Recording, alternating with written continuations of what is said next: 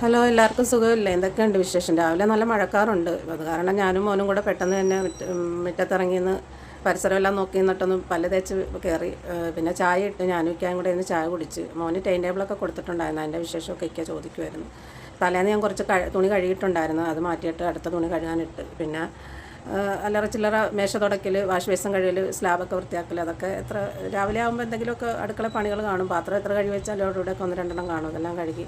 പിന്നെ ഇന്ന് മൈദയാണ് കലക്ക് ദോശയാണ് മൈദ കലക്കി ചുടുന്നത്. അത് തലേന്നത്തെ കറി ഉണ്ടായിരുന്നു, ചിക്കൻ കറി. അതുമായിട്ട് മോനിക്ക് കൊടുത്തു. മോൻ മാത്രമേ ഇന്ന് സ്കൂളിൽ പോകുന്നുള്ളൂ. അവനിക്ക് 9:30 ആകുമ്പോൾ പോയാൽ മതി. സൈക്കിളിലാണ് പോകുന്നത്.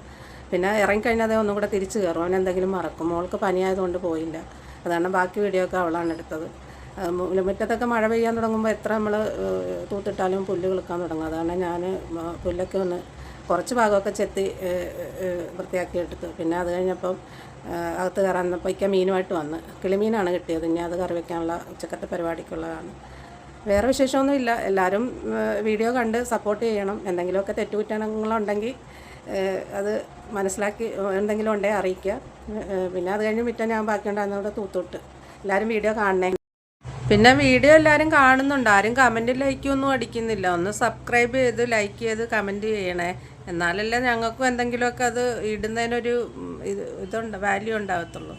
എല്ലാവരും സുഖമായിട്ട് ഇരിക്കുന്നു എന്ന് വിശ്വസിക്കുന്നു. അത്രേ ഉള്ളൂ.